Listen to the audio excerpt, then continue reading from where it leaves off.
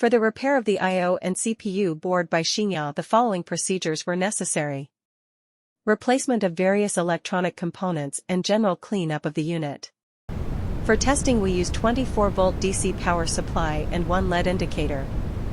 By turning on the I/O board, the unit reacts accordingly and we can see that the LED indicator lights up.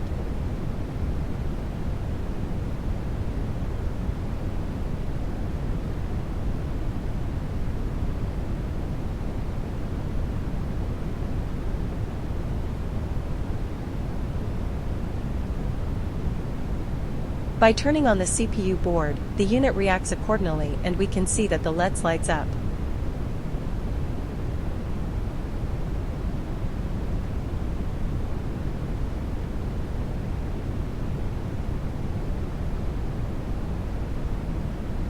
No further testing is possible due to the absence of additional units. It is now clear that the I/O and CPU board by Xinya are working successfully and are ready to be delivered to the client.